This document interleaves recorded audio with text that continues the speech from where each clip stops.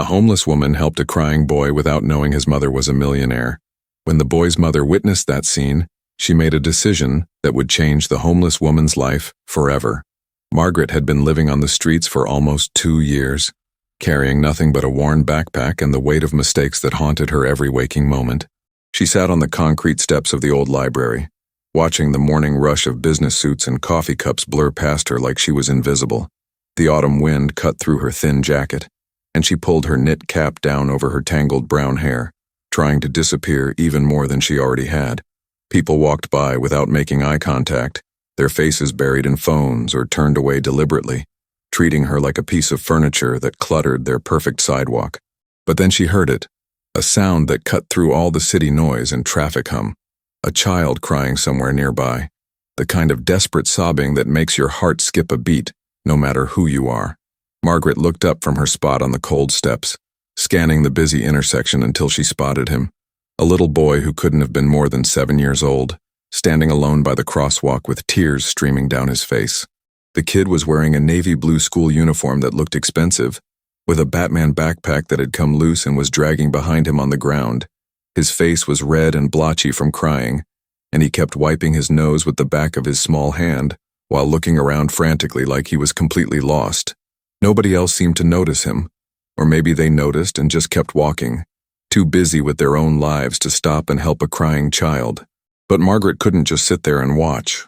Something deep inside her, something that hadn't stirred in months, made her stand up from those library steps. She didn't think about how she looked, didn't worry about what people would say about a homeless woman approaching someone's kid. All she could see was a scared little boy who needed help, and despite everything that had gone wrong in her life, that instinct to protect and comfort was still alive somewhere in her broken heart. What she didn't know was that from inside the tinted windows of a sleek black Mercedes parked just across the street, someone was watching every single move she made. Margaret walked slowly toward the crying boy, her worn sneakers making soft sounds against the sidewalk as she approached him carefully. She had learned over the past 2 years that sudden movements made people nervous, especially when it came to their children, so she kept her distance and spoke in the gentlest voice she could manage. "Hey there, sweetheart. What's wrong?" she asked softly, crouching down to his eye level about 3 feet away from him. The little boy looked up at her with big brown eyes that were still filled with tears, his bottom lip trembling as he tried to catch his breath between sobs. "I can't find my mom," he whispered, his voice so small and scared that it made Margaret's chest tighten with sympathy. "She was right behind me, and then all these people came, and now I don't know where she is." His Batman backpack had completely fallen off one shoulder, and his school tie was crooked from all the crying and wiping his face. Okay, that's really scary, but you know what? We're going to find her," Margaret said, still keeping her voice calm and reassuring, even though her heart was breaking for this terrified child. She slowly reached into her backpack and pulled out a small pack of tissues she had gotten from a kind nurse at the clinic last week. "Here, let's clean up that face first, and then we'll figure out where your mom might be, all right?" The boy nodded and took the tissues gratefully, blowing his nose loudly while Margaret looked around the busy intersection, trying to spot a frantic mother searching for her child. The morning rush was in full swing, with people streaming out of the subway entrance and hurrying toward the business district, but nobody seemed to be looking for a lost little boy. She noticed how expensive his clothes looked, how clean and well cared for he appeared, and she wondered how long he had been standing here crying before anyone noticed. "What's your name, honey?" she asked gently, helping him adjust his backpack properly on his shoulders. "I'm Margaret, but my friends used to call me Maggie." The boy sniffled and looked at her with those big brown eyes that reminded her of someone, though she couldn't quite place who. "I'm Tyler," he said quietly. "Tyler Richardson, and I'm 8 years old, and my mom always tells me to stay right where I am if I get lost, but I've been staying right here for a really long time." From across the street, Victoria Richardson sat frozen in the back seat of her Mercedes, watching through the tinted windows as a homeless woman knelt beside her son, with more gentleness and patience than she had seen from any of the nannies she had hired over the years. Victoria Richardson had been searching for Tyler for exactly 12 minutes, her heart pounding with the kind of terror that only a mother knows when her child disappears in a crowded city.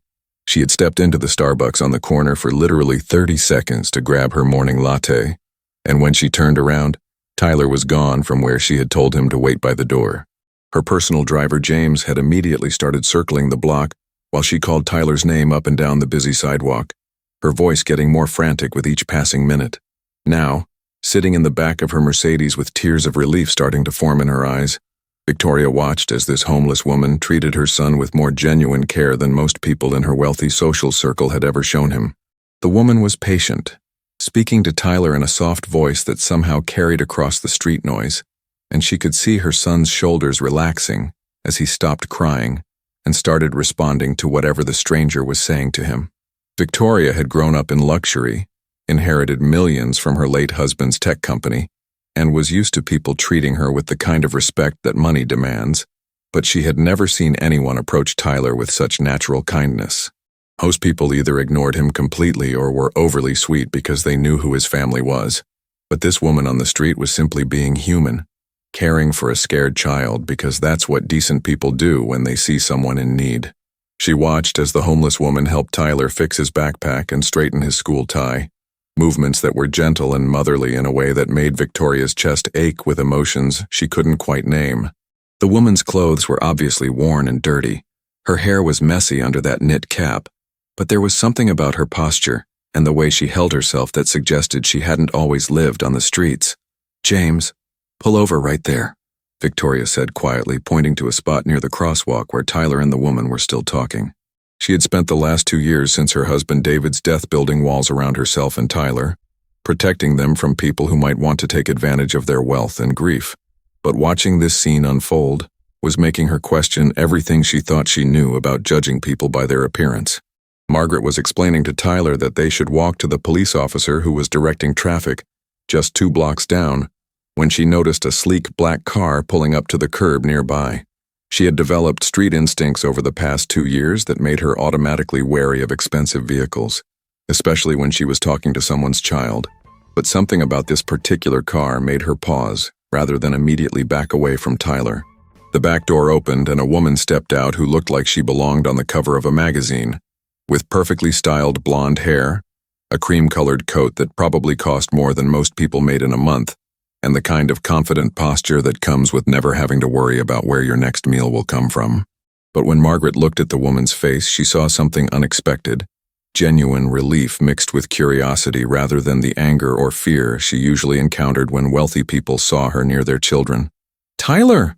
the woman called out, and the little boy's face immediately lit up with the biggest smile Margaret had seen since she had found him crying on the sidewalk. "Mom!" he shouted, running toward her with his Batman backpack bouncing behind him, and Margaret felt her heart both lift with happiness for the reunion and sink with the familiar loneliness that always came when she helped someone and then went back to being invisible. But instead of simply taking her son and leaving, the woman walked directly toward Margaret with Tyler's hand in hers, her expensive heels clicking against the sidewalk as she approached the spot where Margaret was now standing awkwardly, unsure whether she should disappear back to her library steps or wait to see what would happen next. Before we continue, leave a like on this video because this next part is going to surprise you. And tell me in the comments, what would you do if you saw a stranger helping your child? Would you be grateful or suspicious? "Thank you," Victoria said simply, but the words carried a weight that made Margaret look up from her worn sneakers to meet the woman's eyes directly. "I was terrified when I couldn't find him and you were the only person who stopped to help." Victoria's voice was steady, but Margaret could hear the emotion underneath it, the shakiness that comes after genuine fear has passed and relief is setting in. Margaret shifted uncomfortably, not used to gratitude from people who looked like they lived in penthouses and drove cars that cost more than she used to make in several years. "Anyone would have done the same thing," she mumbled, already starting to step back toward the library steps because she had learned that most interactions with regular people ended quickly once the immediate crisis was over. But Tyler wasn't ready to let her go, and he tugged on his mother's coat sleeve insistently. "Mom, this is Maggie, and she gave me tissues and she was going to help me find the police officer and she said we would figure out where you were," he said in that rapid-fire way that 8-year-olds talk when they're excited. "She's really nice, and she didn't act scared of me crying like some grown-ups do." Victoria looked at Margaret more closely then, taking in details that went beyond the obvious signs of homelessness, noticing the way the woman held herself with a dignity that hadn't been completely worn away by whatever circumstances had put her on the streets. There was intelligence in her green eyes, and something about her face seemed familiar, though Victoria couldn't place where she might have seen her before. "I'm Victoria Richardson," she said, extending her hand in a gesture that surprised everyone, including herself. "And I'd like to know your name, your real name." Margaret hesitated for a moment, then reached out to shake the offered hand, feeling the softness of someone who had never had to worry about calluses or rough skin. "Margaret Chen," she said quietly. "Most people call me Maggie."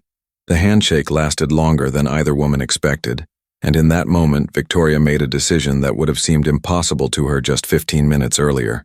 "Maggie, would you let me buy you breakfast?" she asked, ignoring the surprised look from James, who was standing by the car door waiting for instructions. "I mean it. A real breakfast, somewhere warm, as a thank you for taking care of Tyler." Margaret's first instinct was to refuse, the same way she had learned to refuse most offers from strangers because they usually came with strings attached, or expectations that she couldn't meet. But something in Victoria's voice sounded genuine, and Tyler was looking up at her with those big brown eyes full of hope, like he wanted her to say yes, and she found herself nodding before she could talk herself out of it. "There's a diner just around the corner that makes the best pancakes in Chicago," Victoria continued, as if having breakfast with a homeless woman was something she did every Tuesday morning. "Tyler loves their chocolate chip ones, don't you, buddy?" Tyler nodded enthusiastically, then surprised everyone by taking Margaret's hand with his free one, so he was walking between two women who couldn't have been more different if they had been from different planets. James held the car door open without comment, though Margaret could see the questions in his eyes as she hesitated at the curb.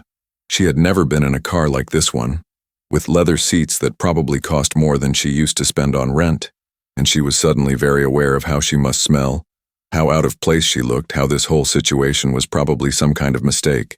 But Victoria seemed to read her mind and spoke gently. "It's okay, really. Just a few blocks to the diner, and then we can all have a normal conversation over some good food." She paused, then added something that made Margaret's eyes widen with surprise. "Besides, I have a feeling there's more to your story than what shows on the surface, and I'd like to hear it if you're willing to share," Victoria said. The diner was one of those classic American places with red vinyl booths, checkered floors, and waitresses who called everyone honey whether they knew you or not. Margaret hadn't been inside a restaurant in over a year, and the warmth hit her face like a gentle slap as they walked through the door, the smell of bacon and coffee and maple syrup making her stomach growl loudly enough that she hoped nobody else could hear it. Victoria chose a booth in the back corner, away from the morning crowd of construction workers and office employees grabbing quick breakfasts before work, and she made sure Margaret sat facing away from the rest of the restaurant, a small kindness that didn't go unnoticed. Tyler slid in next to his mother but kept looking across the table at Margaret with the kind of fascination that children have when they meet someone completely different from everyone else in their world. "Order whatever you want," Victoria said, handing Margaret a menu that felt strange in her hands because it had been so long since someone had given her choices about food. "I mean it. Anything at all. This is my treat." The waitress, a middle-aged woman with kind eyes and comfortable shoes, came over with coffee and didn't even blink at the unusual combination of customers in her booth. Margaret ordered scrambled eggs, bacon, hash browns, toast, and orange juice, more food than she typically ate in 2 days, while Tyler got his chocolate chip pancakes and Victoria ordered just coffee and dry toast. As they waited for the food, an awkward silence settled over the table, the kind that happens when people from completely different worlds try to figure out what they have in common. But Tyler, with the fearlessness of childhood, broke the silence by asking the question that was probably on everyone's mind. "Maggie, why do you live outside?" he said innocently, and Victoria started to scold him for being rude, but Margaret held up her hand gently. "It's okay," she said, looking directly at Tyler with a sad smile. "That's actually a really good question, and the answer is more complicated than you might think." Margaret took a sip of the hot coffee, feeling the warmth spread through her body in a way that reminded her of being human rather than just surviving, and she decided to tell them the truth, or at least part of it. "I used to be a teacher," she said quietly, watching Victoria's eyes widen with surprise. "3rd grade at Lincoln Elementary School on the South Side, and I loved it more than anything in the world."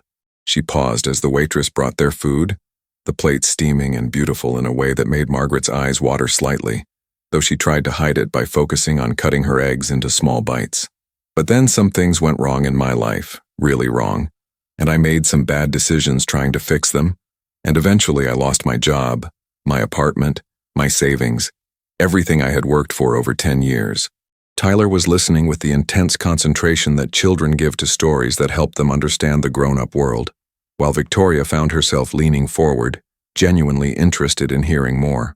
"What kind of bad decisions?" Victoria asked gently, then immediately looked embarrassed.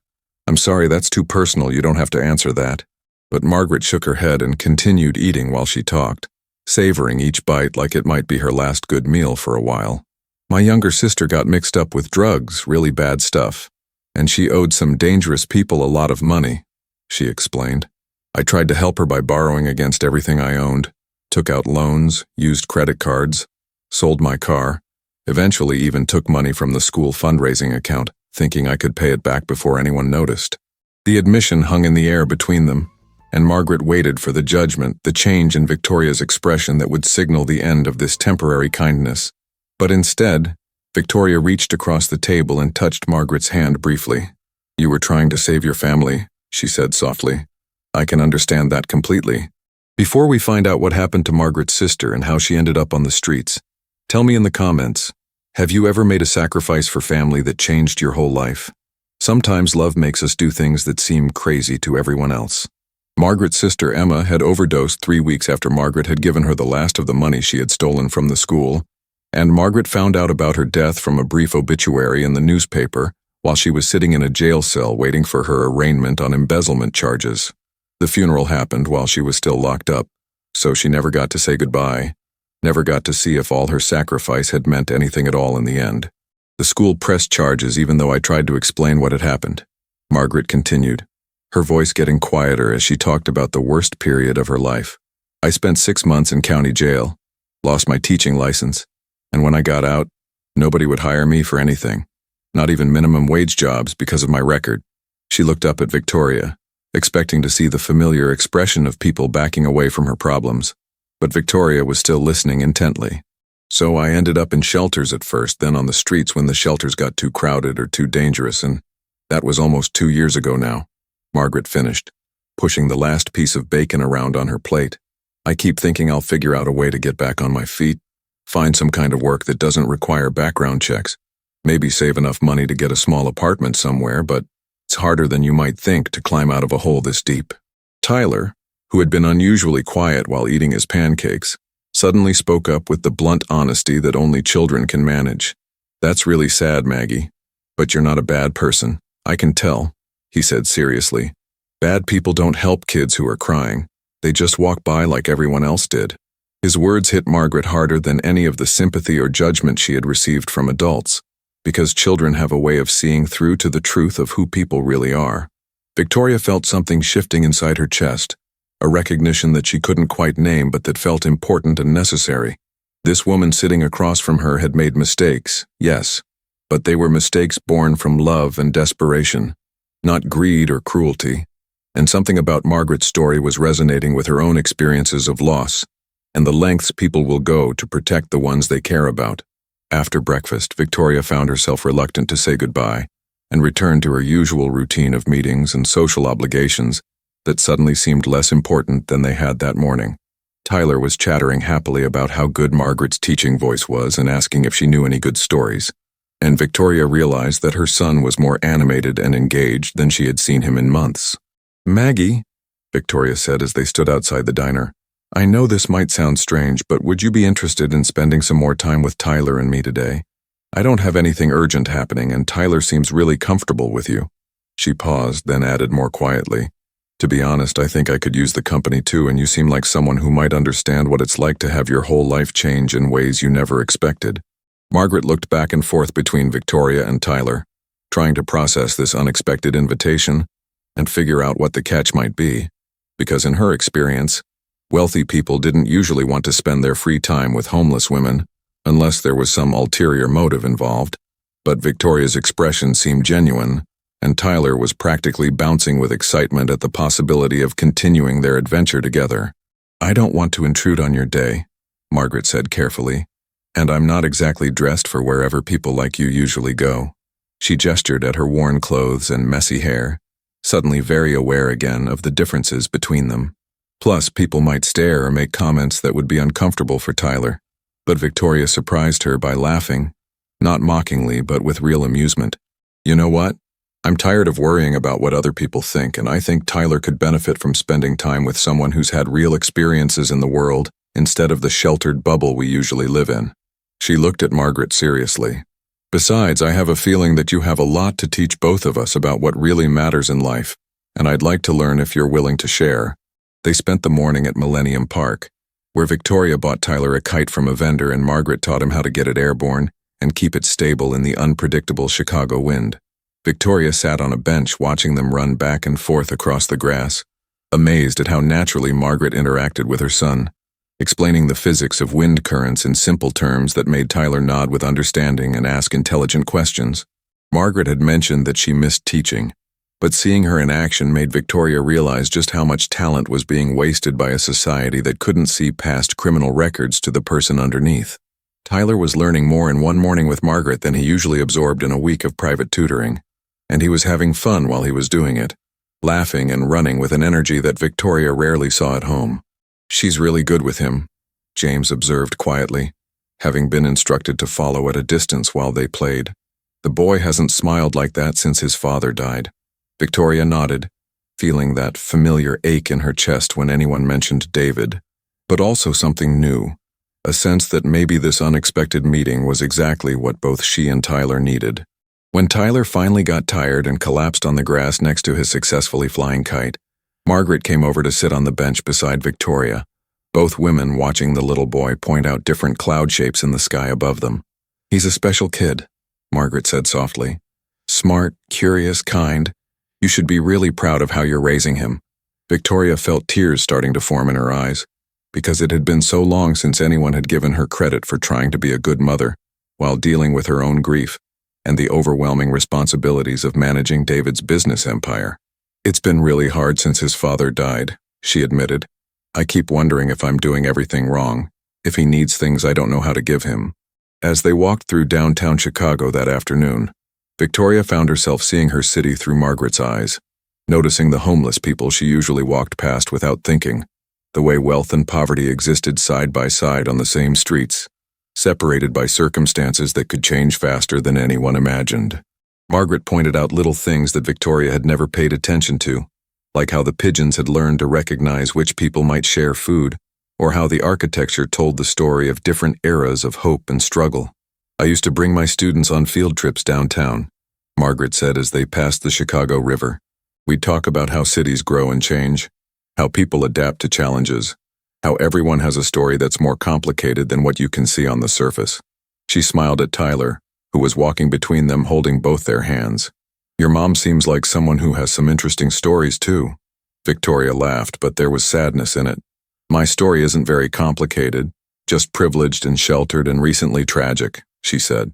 "I married my college sweetheart, inherited more money than any one person should have when he died in a car accident, and now I spend most of my time trying to figure out how to raise Tyler while managing a company I never wanted to run." She paused, then added quietly, "Most days I feel like I'm failing at both." Margaret stopped walking and turned to face Victoria directly. "Can I tell you something? As a teacher, I mean." Victoria nodded, curious. "Tyler is one of the most well-adjusted, intelligent, emotionally healthy kids I've ever met, and that doesn't happen by accident. Whatever you think you're doing wrong, you're actually doing most things right." Margaret's words were simple, but they carried the authority of someone who had spent years observing children and families. For the first time in months, Victoria felt like maybe she wasn't completely lost in her role as a single mother, and the relief of that validation from someone who had no reason to lie to her was almost overwhelming. That evening, as they sat in Victoria's living room after sharing pizza and watching Tyler show Margaret his collection of science books, Victoria made a decision that surprised everyone, including herself. "Maggie, I know this is going to sound crazy, but would you consider staying in our guest house for a while?" she asked, gesturing toward the small building behind her mansion that had been David's home office. Margaret nearly choked on her soda. "Victoria, that's incredibly generous, but I couldn't possibly impose like that, and besides, what would people think about you having a homeless ex-convict living on your property?" She set down her drink and shook her head.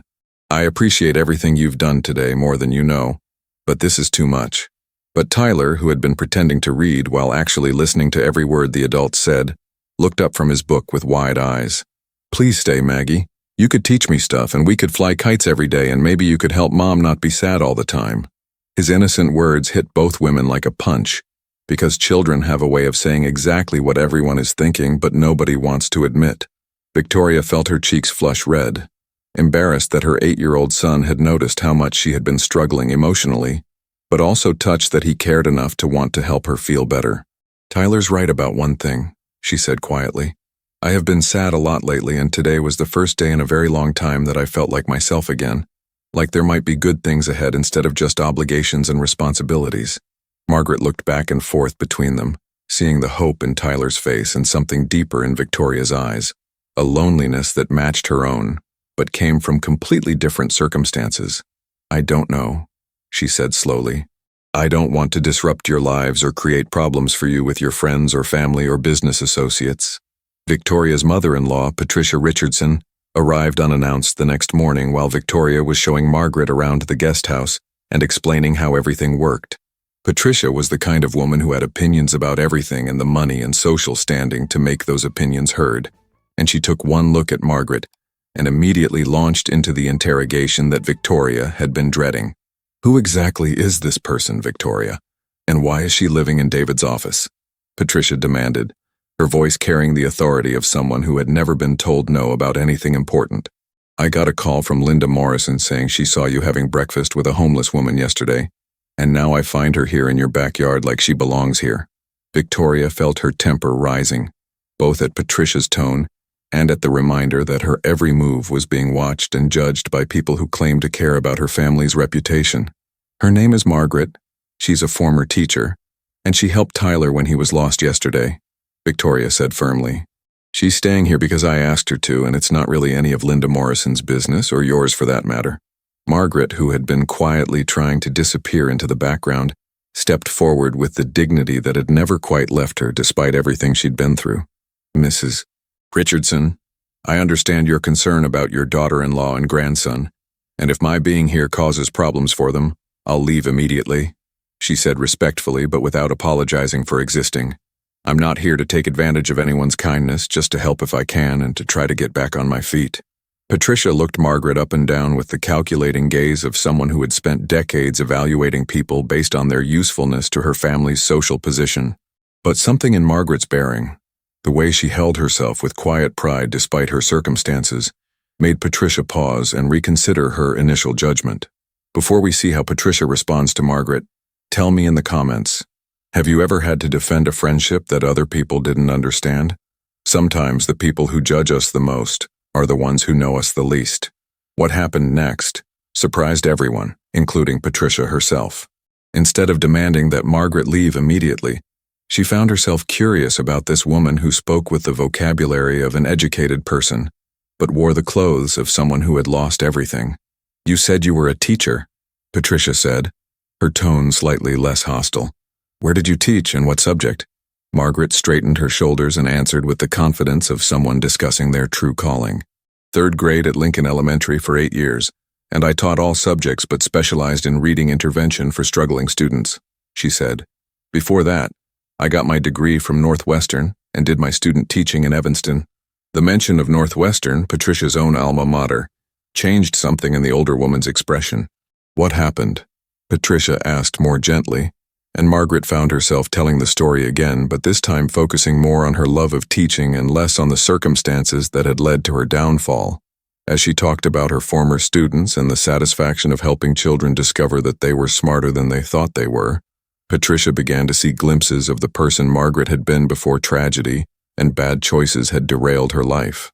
Tyler, who had been listening from the doorway, came running over with one of his school assignments. "Grandma Pat, look what Maggie helped me write," he said excitedly, showing Patricia a short story about a lost dog that was remarkably sophisticated for a second grader's work. "She taught me about using descriptive words and making the reader care about what happens next." Patricia read Tyler's story twice, noting the improvement in his writing and the confidence in his voice as he explained the techniques Margaret had taught him. As a former school board member, Patricia knew good teaching when she saw it, and she was beginning to understand why Victoria had made such an unconventional decision about allowing Margaret to stay. Over the following weeks, Margaret settled into a routine that felt almost like having a real life again, though she was careful never to take it for granted or assume it would last forever. She woke up each morning in the guest house feeling grateful for the warm bed and private bathroom, then walked Tyler to school while Victoria attended her business meetings, spending their time together talking about everything from dinosaurs to fractions to why leaves change colors in autumn. Victoria found herself looking forward to the afternoons when Margaret would return with Tyler, both of them excited to share what they had learned or discovered during their walks through different neighborhoods. Margaret had a gift for turning everyday experiences into educational opportunities, teaching Tyler about architecture by examining different building styles, or explaining economics by comparing prices at various grocery stores they passed. The three of them developed their own traditions, like Friday evening movie nights where Margaret would make popcorn and Tyler got to choose films that none of them had seen before, or Saturday morning trips to museums where Margaret's teaching background helped her explain complex exhibits in ways that made Tyler ask thoughtful questions, and Victoria see familiar art with fresh eyes. But the most significant change was in Victoria herself, who began to laugh more often and worry less about maintaining the perfect image that had been expected of her since marrying into the Richardson family. Margaret's presence reminded her that authenticity was more valuable than appearance, and that taking care of people you loved was more important than impressing people you barely knew. Margaret was careful to maintain boundaries and never overstep her role as a guest, who was temporarily helping with Tyler's care, but she couldn't help noticing that Victoria seemed more relaxed and confident as a mother when she didn't feel like she had to handle everything alone. The three of them were becoming something that felt almost like a family, though none of them dared to say that word out loud. The first real test of their unusual arrangement came when Victoria's business partners insisted on meeting Margaret before finalizing a major deal, claiming they needed to know that Victoria's judgment wasn't being compromised by her association with someone of questionable character. Victoria was furious at the implication, but Margaret convinced her to agree to the meeting, confident that she could represent herself honestly and professionally. The meeting took place in the conference room of Richardson Technologies, with 5 impeccably dressed executives sitting around a polished table while Margaret answered their questions about her background, her current situation, and her relationship with the Richardson family.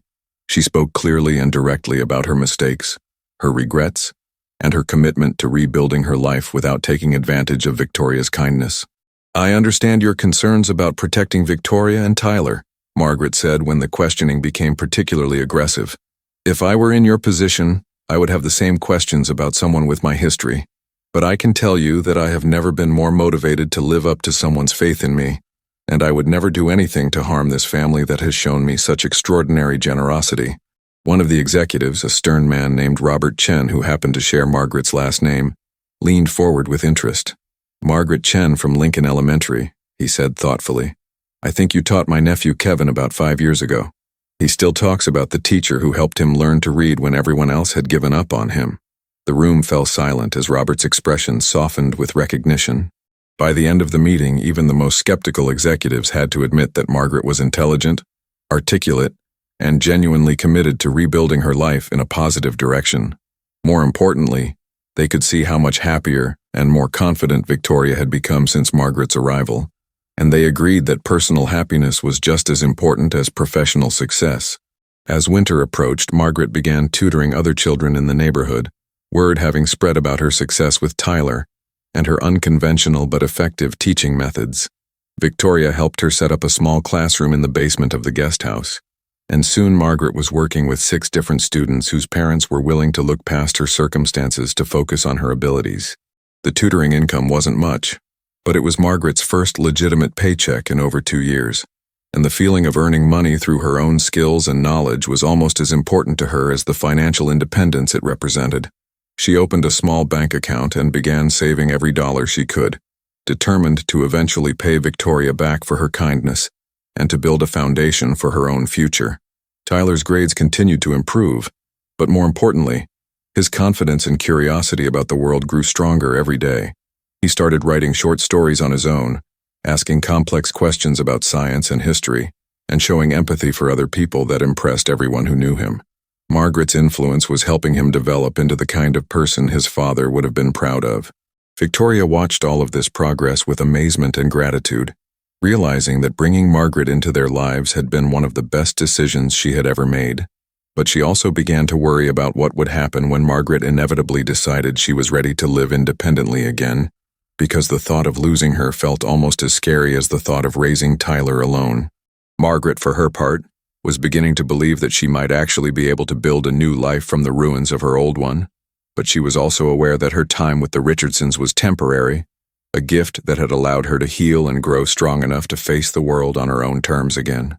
The moment that changed everything came on a snowy Thursday morning in December when Margaret received a phone call from the principal at Lincoln Elementary School. The teacher who had replaced her had been in a car accident and would be unable to return to work for the rest of the school year, and the school was desperate to find someone qualified to take over her third-grade class immediately. "I know about your situation, Margaret," Principal Williams said carefully, "and I know there are legal complications that would normally prevent me from offering you this position. But the school board has agreed to hire you as a long-term substitute under special circumstances, and if everything goes well, there might be a path to having your teaching license reinstated." The opportunity was everything Margaret had dreamed of, but never dared to hope for. Victoria was thrilled when Margaret shared the news, but Tyler's reaction was more complicated. He was proud of Margaret and excited that she would be teaching again, but he was also worried about what it would mean for their daily routine and the special bond they had developed. "Will you still live here?" he asked anxiously. "Will you still help me with my homework and tell me stories before bed?" Margaret knelt down to Tyler's eye level, the same way she had on that first morning when she found him crying on the sidewalk. "I'll always be part of your life in some way," she promised. "But this is my chance to go back to doing what I love most in the whole world. You understand that, right? You know how important it is for people to follow their dreams?" Tyler nodded solemnly, even though she could see the sadness in his eyes. Victoria knew that Margaret's return to teaching was the right thing for everyone involved, but she also felt a profound sense of loss at the thought of losing the woman who had become so much more than an employee or houseguest. Margaret had become family in all the ways that mattered most, and saying goodbye was going to be harder than any of them expected. Margaret's last night in the guest house was bittersweet, filled with memories of the past 6 months and hopes for the future that none of them could have imagined when they first met outside that busy Chicago intersection. Victoria had offered to let her continue living there permanently, but Margaret knew that part of rebuilding her life meant learning to stand on her own again, even though it meant leaving the safety and comfort of the Richardson home. They spent the evening looking through photo albums that Victoria had made documenting their adventures together, from those first tentative meals at the diner to Tyler's science fair project where he won first place with Margaret's guidance. The pictures told the story of 3 people who had found exactly what they needed in each other, even though none of them had been looking for it. "I want you to know that you saved us just as much as we helped you," Victoria said as they sat on the couch with Tyler asleep between them, exhausted from the emotional day. "I was so lost after David died, so afraid of making mistakes with Tyler, and you showed me that love and authenticity matter more than having all the right answers." Margaret wiped tears from her eyes, overwhelmed by the generosity and acceptance she had received from this family. The next morning, Margaret returned to Lincoln Elementary School for the first time in over 3 years, walking into her new classroom with confidence and excitement that felt almost like coming home. The students were curious about their new teacher, and Margaret introduced herself with the same honesty and warmth that had characterized everything she had done since meeting the Richardsons. Tyler visited her classroom the following week, proud to introduce his friends to the teacher who had helped him become a better student and a more confident person. Margaret watched him interact with his classmates and felt a deep satisfaction knowing that her influence would continue to shape his life in positive ways, even though their daily routine together had changed. 6 months later, Margaret Chen was officially reinstated as a full-time teacher with her license restored, living in a small apartment near the school and saving money toward buying her own place. Victoria Richardson had successfully navigated her first full year as CEO of Richardson Technologies, with confidence and leadership skills that impressed everyone who worked with her. Tyler Richardson was thriving in 3rd grade, writing advanced stories and tutoring younger students with patience and kindness he had learned from watching Margaret. But more importantly than their individual successes, the 3 of them remained connected in ways that had nothing to do with circumstances and everything to do with love. Margaret spent every Sunday afternoon at the Richardson house, sharing meals and stories and continuing to be part of Tyler's life in all the ways that mattered. Victoria had found her closest friend in the woman who had started as a stranger helping her lost child, and Margaret had discovered that family could be chosen as well as inherited. The story of their meeting became something of a legend in their social circles, proof that extraordinary things could happen when people chose to see past appearances and circumstances to recognize the humanity in everyone they encountered. Victoria often told the story at charity events, not to make herself look good, but to encourage others to question their assumptions about homelessness, poverty, and the reasons why people end up in desperate situations. Margaret's students at Lincoln Elementary flourished under her teaching, and several of them went on to win academic competitions and scholarships that changed the trajectory of their lives.